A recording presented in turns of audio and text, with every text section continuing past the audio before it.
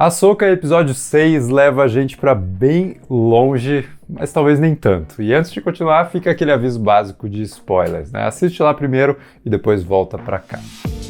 Que coisa maravilhosa essa primeira menção diegética dentro do próprio universo da saga Star Wars da frase clássica que abre todos os filmes. Há muito tempo, numa galáxia distante, muito distante, uma introdução verbalizada pelo Huyang aqui de forma quase metalinguística. Sei lá, daria para supor que a partir de agora tudo que a gente já viu de Star Wars estava sendo contado pelo Huyang, transformando os seus arquivos de memória nos filmes que a gente já conheceu, né?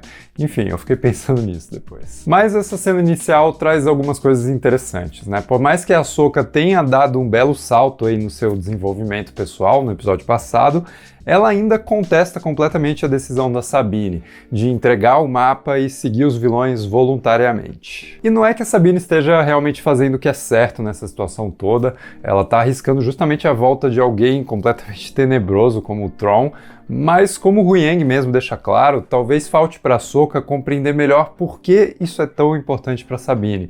E eu continuo apoiando totalmente que ela tenha feito isso, né? Porque eu acho que isso faz dela uma personagem falha, vulnerável, né? Capaz de ceder aos seus impulsos. E isso não só avança a trama, não só cria uma rachadura entre mestre e aprendiz, que ainda vai causar um confronto entre as duas mais pra frente, mas reflete bastante a própria trajetória do Luke quando abandona o treinamento em Dagobah e vai atrás do Han e da Leia, mesmo a contragosto do mestre Yoda. E é claro que um monte de coisa ruim acontece por conta dessa decisão, assim como provavelmente vai acontecer também com a Sabine, mas esse é o caminho que leva à vitória no Retorno de Jedi, num cenário que inclui, inclusive, as vidas preservadas dos amigos do Luke, né? Coisa que talvez não tivesse acontecido se ele tivesse continuado o treinamento sem desobedecer às ordens. Tudo isso para dizer que a gente empatiza com personagens assim, né? Personagens humanos e sujeitos às mesmas vontades que a gente tem diariamente. E com isso, mesmo que ela esteja errando, eu continuo adorando acompanhar o quanto a Sabine tem sido uma personagem ativa na trama,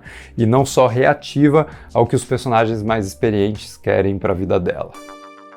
Mas vamos falar da chegada nesse planeta misterioso que fica numa galáxia nunca antes explorada, né?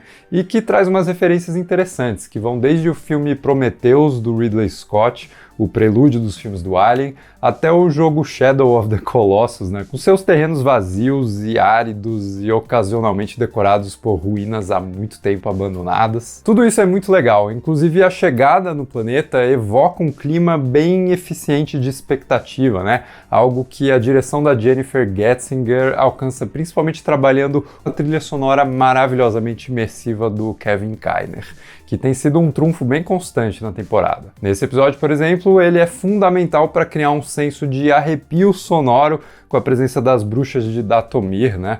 Bem como no uso do órgão de tubo como instrumento principal da presença do Thrawn.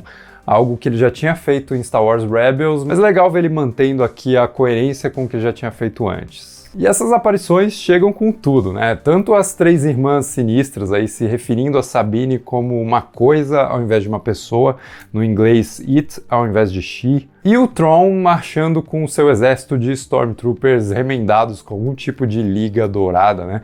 Com destaque para o que parece ser o seu tenente principal, o Enoch. E aí, puxando uma referência bíblica, Enoch era um homem considerado tão santificado por Deus que ele foi arrebatado sem precisar passar pela morte, né? O que sugere uma ligação muito forte aqui entre esse novo personagem misterioso e o Thrawn, que parece confiar bastante nele. Eu não vou ficar teorizando aqui quem é o cara por debaixo do capacete, né? Essa não é exatamente minha praia, mas fiquem à vontade aí nos comentários. Aliás, sou só eu ou o Thrawn tá a cara do Elon Musk versão azul, né?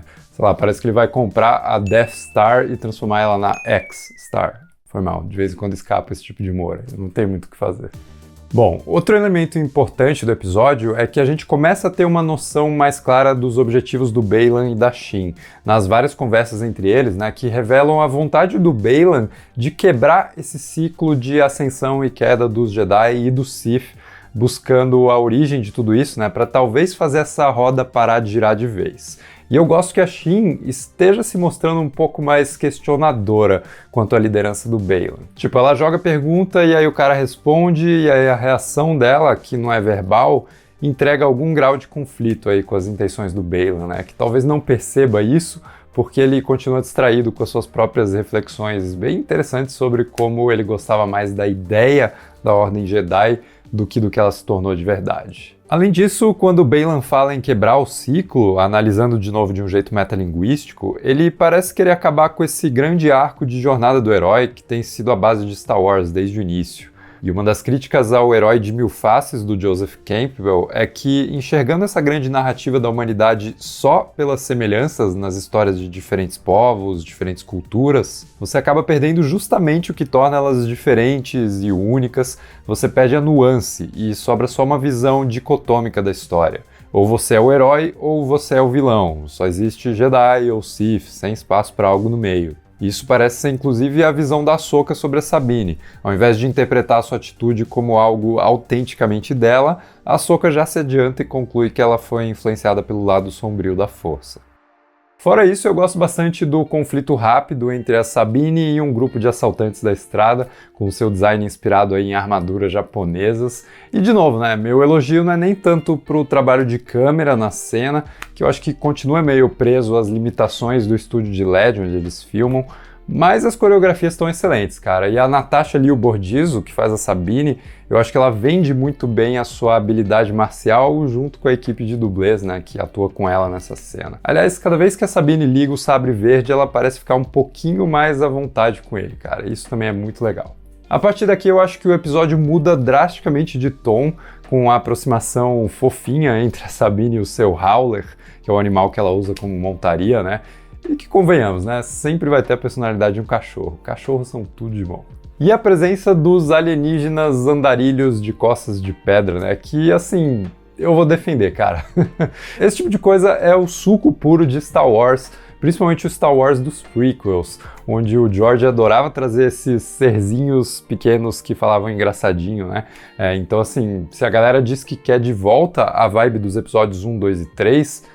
vai ter que aceitar também esse tipo de coisa, cara. Essas adoráveis cafonices meio infantis que fazem parte da saga desde o início. Mas eu confesso que é bem perceptível a diferença de clima entre as cenas da Sabine e os seus novos amiguinhos e a seriedade nos diálogos entre o Baylan e a Shin, mas pelo menos o episódio evita cortar para a turma da Era e da Nova República, o que ajuda a manter um senso de isolamento desse núcleo de personagens, né? Tipo, eles estão tão distantes que nem a montagem consegue alcançar a galera que ficou lá para trás. Mas aí veio o grande encontro que a gente esperava, né? A Sabine reencontra o Ezra e a sua clássica barba de Jedi em exílio, e cara, eu adorei essa versão do personagem. Parece que o ator Eman Esfandi interpreta o Ezra há vários anos, né? Já que ele surge completamente natural no papel, trazendo aquele otimismo inabalável que sempre caracterizou o Ezra, mas sem aquela imaturidade impulsiva que ele ainda precisava administrar quando ele estava na série Rebels. Tudo bem que a Sabine não conta pra ele que a sua chegada vai acabar viabilizando a fuga do Thrawn,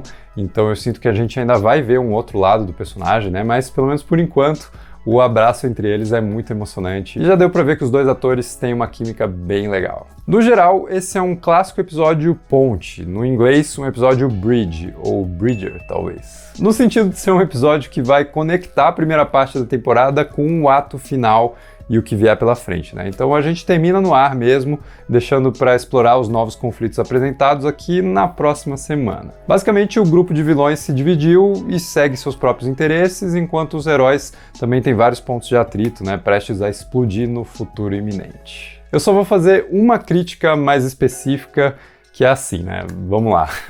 A possibilidade de explorar uma nova galáxia sempre foi muito interessante para mim, também pelo potencial de ruptura com os padrões narrativos e estéticos anteriores de Star Wars. Tipo, quando eu pensava nisso, eu imaginava algo de outro universo, né? Algo representado artisticamente de um jeito muito mais subversivo, bem mais criativo, sabe? Diferentão do que a gente já viu antes. E Star Wars não costuma fazer isso, né? A série é sempre bem conservadora com relação à sua estética, mas eventualmente a gente recebe algumas doses de ousadia que são sempre bem interessantes. Por exemplo, Endor é uma série que rompe padrões estéticos e narrativos de Star Wars, mas ela faz isso mirando o chão, algo muito mais realista, né? Muito mais enraizado numa ideia de mundo real. Discussões políticas críveis e relacionáveis. Só que a Ahsoka tinha a chance de romper esses padrões mirando as estrelas, né? Algo muito mais etéreo, muito mais fora da casinha, na linha do que inclusive já foi feito na série Clone Wars, com os episódios que se passam em mortes, por exemplo, né, que são bem mais alucinantes, digamos assim. Mas aqui não, o que a gente vê no planeta Datomiri é uma extensão do que a gente viu no planeta Datomir, e visualmente tudo acaba se encaixando no design tradicional de Star Wars que a gente já está familiarizado. Então mesmo que a gente esteja muito, muito distante, a gente ainda está perto, né? Perto do que é familiar, do que é reconhecível, etc.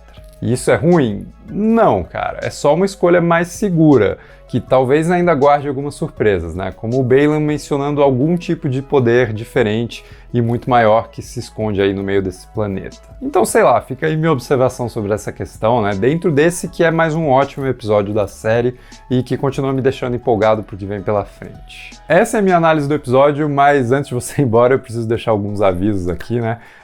Porque assim, semana que vem eu vou estar fora, não vou estar perto de casa, então não vou conseguir fazer um vídeo do jeito que vocês estão acostumados aí, um vídeo todo editado, com imagens ilustradas do episódio, mas eu vou fazer uma análise espontânea, assim, de primeira, e vou jogar aqui no canal também, para não deixar passar, e aí no último episódio eu também vou demorar 1 ou 2 dias para voltar, mas aí eu venho e faço o último vídeo aí, fazendo um balanço geral da temporada como um todo. Então fica o aviso e desde já eu agradeço a compreensão de vocês, né? Vou tirar uns diazinhos aí, mas logo mais eu tô de volta.